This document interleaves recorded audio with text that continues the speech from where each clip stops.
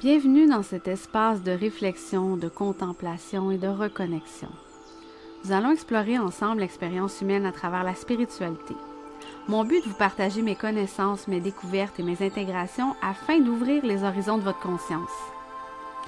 C'est par la connaissance et la pratique qu'on déconstruit nos croyances et qu'on s'affranchit des conventions collectives dépassées. J'ai envie de questionner les structures traditionnelles du patriarcat et de revisiter la sagesse ancestrale oubliée afin d'amener une perspective nouvelle et adaptée à notre réalité d'aujourd'hui pour vivre de manière authentique et souveraine. Je m'appelle Émilie et bienvenue dans le podcast Mystique Rebelle.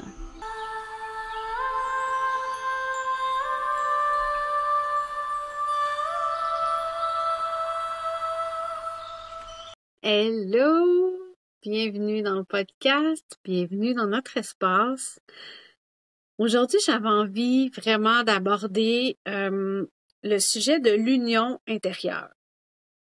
Parce que quand on tombe dans nos quêtes spirituelles, on est toujours en questionnement, en recherche, et ça nous amène à nous connaître, en fait, cette quête spirituelle-là.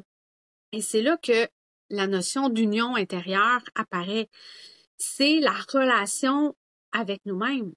C'est de connaître toutes les facettes de notre être et de les accepter. Cette union intérieure-là, cette quête spirituelle-là de l'union nous amène à chercher à l'intérieur de nous avant tout. Parce que quand on apprend à se connaître, lorsqu'on tombe en union, en relation avec les autres, ces relations-là vont être beaucoup plus complètes et satisfaisantes si on se connaît bien nous-mêmes, si on s'accepte nous-mêmes. Puis tout type de relations, là, je parle pas juste de relations amoureuses, mais je parle d'amis, de parents, de collègues, de tous les gens qu'on va côtoyer dans notre vie.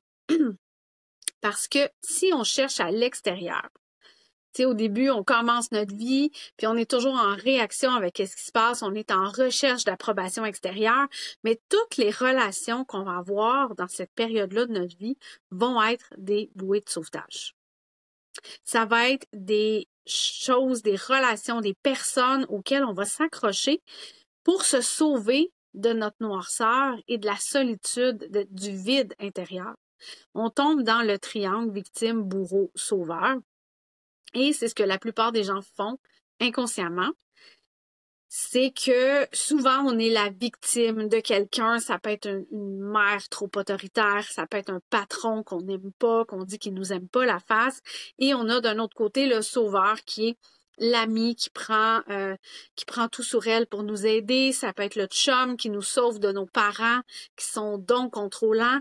Il y a un paquet de types de relations qui peuvent rentrer dans ce triangle-là. Et dans ces relations-là, souvent, les gens sont un miroir de nous-mêmes. Et ça nous pousse à expérimenter des situations pour apprendre à mieux nous connaître, puis c'est comme ça qu'on grandit comme personne. Tu sais, on en a tous eu des relations comme ça, là. Moi, j'ai un ex qui était très contrôlant et je me suis laissée contrôler, je me suis laissée manipuler parce que d'un autre côté, je trouvais satisfaction. Tu sais, je le dis avec un grand détachement et avec beaucoup d'amour, mais quand on est dans une relation abusive, ça reste qu'on y trouve à quelque part quelque chose, parce que sinon on resterait pas là. Donc, il y a un moment où, oui, de me faire contrôler, ça évitait que j'aille à penser à tout parce que j'avais déjà beaucoup de choses à penser. Qui était mon sauveur? Ben, c'était mes amis dans ce temps-là. Mes amis, les gens à qui j'en parlais, qui venaient me sauver de ces moments-là inconfortables à la maison. Mais à un moment donné, à force d'être dans ce milieu-là, j'en ai compris que c'était plus pour moi, que j'étais pas bien là-dedans. Et c'est là que j'ai appris à établir mes limites. C'est là que j'ai appris à mettre mon pied à terre, à m'affirmer, à être plus connectée avec moi-même et moins avec les autres. Parce que souvent, je suis la fille qui sert tout le monde, qui veut que tout le monde soit bien, qui aide toujours tout le monde. Hein? Je suis ascendant vierge, donc je suis dévouée aux autres autour de moi, mais au point de m'oublier. Et cette relation-là, bien qu'elle m'ait beaucoup amoché, on va le dire comme ça, m'a appris aussi, m'a fait grandir parce que j'ai compris qui je suis, j'ai appris à mettre mes limites, j'ai appris à nommer mes inconforts, j'ai appris à juste me tenir debout. Et je me suis retrouvée tout seule aussi. Puis après, ben, qu'est-ce qu'on fait souvent quand on se retrouve tout seul? On trouve d'autres relations, d'autres bouées de sauvetage. Alors qu'en fait, ce qu'on devrait faire, c'est accepter d'embrasser la solitude et la noirceur intérieure pour apprendre qui on est, vraiment. Se connaître permet de mieux exprimer nos besoins, nos désirs. On a tous un moment dans notre vie où on regarde derrière nous tout ce qu'on a construit, que ce soit le type de vie, que ce soit la carrière, peu importe. Puis on regarde ça, puis on se reconnaît pas dedans. On se reconnaît pas. Ce qu'on a construit, on l'a construit orienté vers l'extérieur, en réaction à notre environnement, en connexion avec tout le monde, mais pas en connexion avec nous-mêmes. Et c'est là qu'on se met à se demander qui je suis, qu'est-ce que j'aime vraiment. Qu'on commence à comprendre nos défauts, nos qualités. Moi, j'aime pas être au centre des choses. C'est le genre de questions que je déteste me faire poser. Oh, présente-toi. Dis-nous ce que t'aimes dans la vie. Donne-nous tes défauts. Arc. Je déteste vraiment ce genre de conversation-là parce que j'aime pas être au centre. Et je sais que je suis pas la seule. Il y a des gens qui aiment ça, mais il y en a, pour la plupart, qu'on déteste ça. On a l'impression, parce qu'on nous a fait croire aussi, que c'est mal de se connaître et de se mettre de l'avant. C'est pensez aux vendeurs qui arrivent là, pour vous vendre une auto, une maison, peu importe. On le sait qu'il va nous dire des demi-vérités pour qu'on achète ses produits. On ressent le mensonge avant même de l'entendre. Et dans ce temps-là, c'est souvent qu'on s'éveille. On est capable, consciemment, de ressentir parce qu'on a choisi de marcher dans l'authenticité, dans la vérité. La vérité de qui on est. Mais qui est-ce que je suis en fait? Ça, c'est souvent la grosse question de la quête spirituelle parce qu'on ne choisit pas qui on est. On est la somme de toutes les expériences conscientes ou inconscientes qu'on a vécues dans notre vie. Puis on a toutes les polarités qui coexistent à l'intérieur de nous. On n'est pas juste lumière ou ombre. On est toujours les deux ensemble. Ce qu'on expérimente, c'est le miroir de ce qu'on est. Et s'il y a des choses avec lesquelles on est inconfortable, c'est là qu'on devrait allumer et se questionner. C'est là qu'on devrait se demander qu'est-ce que ça nous fait, pourquoi ça nous dérange. Parce que probablement que cette chose-là qui nous rend inconfortable, on la porte à l'intérieur de nous et on doit apprendre à faire la paix avec pour l'accepter. Parce que, tu sais, la grande quête spirituelle puis le gros chemin de vie, je le vois pas comme ça. Moi, je le vois vraiment comme une âme qui s'est incarnée dans un corps pour vivre une expérience. Et cette âme-là a vécu plein d'autres expériences dans plein d'autres incarnations. Et toutes ces mémoires-là habitent le corps parce qu'ils sont attachés à l'âme. Et chaque fois qu'on a eu une blessure, qu'on a eu quelque chose, il y a un fragment, il y a un détachement de certaines portions, certaines facettes de l'identité. Et d'apprendre par l'expérimentation nous ramène à voir en face ces facettes-là. Parce que ça se peut que dans une autre incarnation, tu aies été un voleur, que tu aies tué quelqu'un, que tu aies été un bourreau. Tu peux avoir fait énormément de choses quand on y pense. Et c'est la somme de toutes ces expériences-là qui font ce que tu es. Mais si tu ne reconnais pas avoir à l'intérieur de toi ces qualités-là, ces expériences-là, tu désavoues une partie de ce que tu es. Par exemple, moi, je déteste quelqu'un qui me ment à pleine face. Je déteste, ça m'irrite. Mais ça m'est arrivé souvent de mentir aussi, ou de cacher la vérité, de dire des demi-vérités, Puis je me suis souvent menti à moi-même aussi. Et de juste de dire, OK, il y a des gens qui me mentent, ça me fait chier, mais en même temps, je le suis moi aussi. Je porte moi aussi ça. Est-ce que je peux faire la paix avec cette partie-là de moi? C'est la même chose pour l'arrogance. Moi, quelqu'un qui est arrogant, qui est hautain, je viens le poil dresser ses bras, ça m'irrite, je suis incapable, puis juste de vous en parler, je le ressens, comment mon énergie tombe vraiment en mode défensif.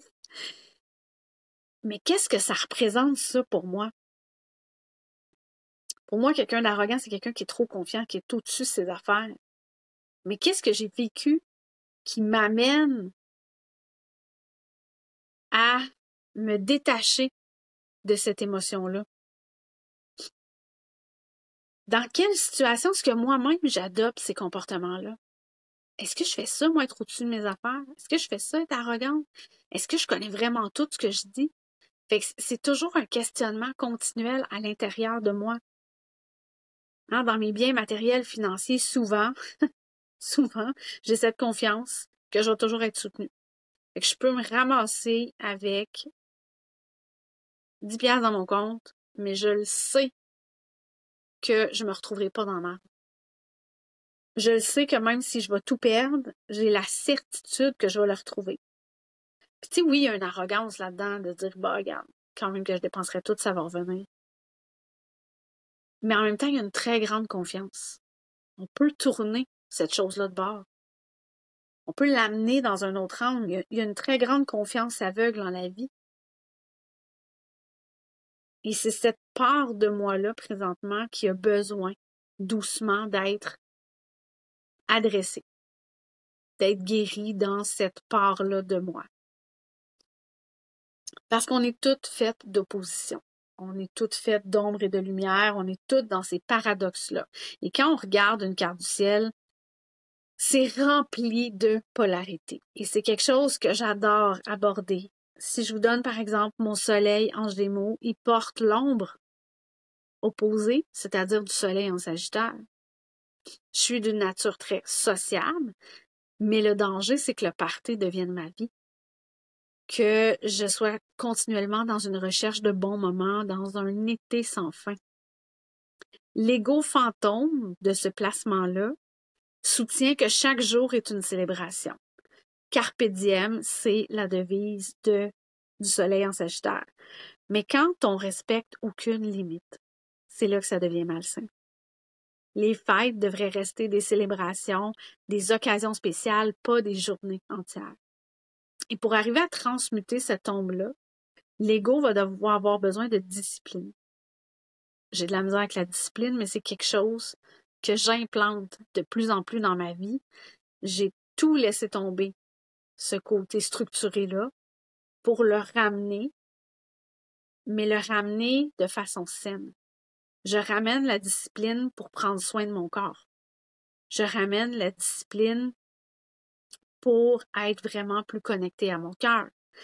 Je veux éviter d'avoir un ego qui est engorgé, la tête engourdie de substance. Je veux vraiment doucement relâcher cette identité-là pour arriver à rayonner pleinement.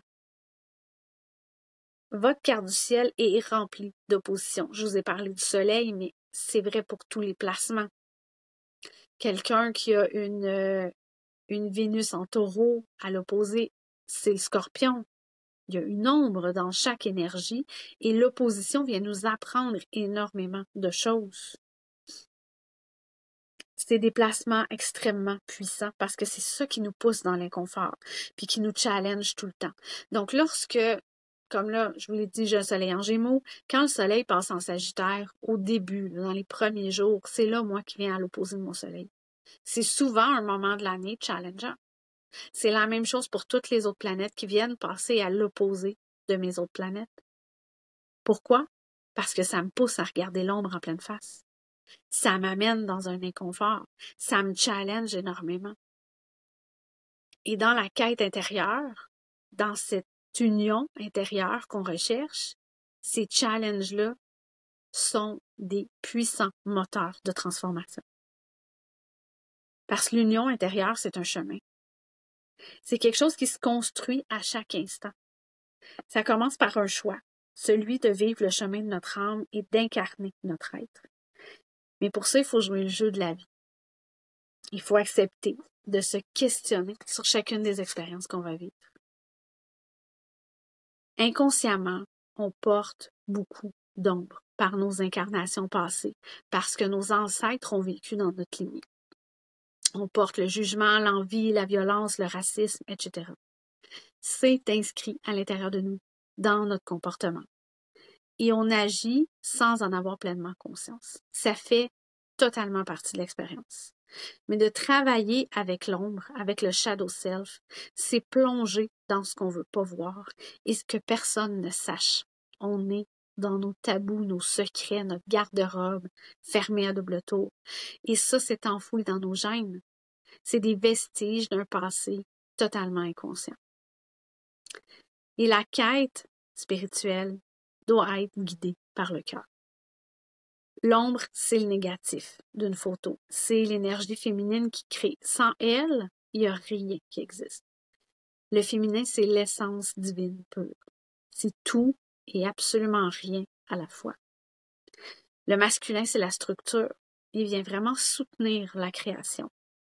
Mais sa base repose sur un socle incomplet. Il est biaisé car il contient que la fausse lumière de l'ego. L'ego qui est nourri par l'extérieur, qui est en réaction à l'environnement. Donc, il s'effrite. En acceptant de déconstruire et de creuser pour ériger de nouvelles fondations, c'est notre être et toute sa lignée qui devient transformée. L'union intérieure, c'est un chemin, c'est pas une destination. Guidé par le cœur, on doit réapprendre à écouter, à habiter notre corps pour que chaque expérience et chaque émotion soient processées et ainsi défaire les nœuds et les blocages pour retrouver la paix. Embrasser son identité, c'est suivre son intuition à 100%. C'est arrêter de stopper ton élan. C'est accepter de vivre toutes les expériences qui se présentent, même si c'est inconfortable et challengeant. Il n'y a aucun mode d'emploi pour te trouver. Tu n'as pas de mission de vie à accomplir avant ta mort. Tu n'as pas de deadline pour quelque chose. Se réaliser soi-même, c'est pas une to-do list. C'est pas des choses que tu dois absolument faire, des étapes à franchir pour te prouver à quelqu'un d'autre. Parce que ta fréquence est unique, est composée de tes expériences. Ta signature énergétique, c'est ton identité. Puis tes choix viennent moduler ta vibration. Et ton corps vient réguler toutes ces émotions-là. Tu dois les laisser traverser ton corps. Quand tu stoppes, tu arrêtes le processus. Ton corps est le véhicule qui permet la circulation d'énergie, donc la circulation d'émotions. Et en terminant, j'ai envie de vous dire, laissez pas personne vous faire croire que vous n'êtes pas à votre place ou que vous n'êtes pas assez haute. C'est pas aux autres à établir vos limites. C'est votre expérience et c'est à vous de choisir de la vivre comme vous la souhaitez.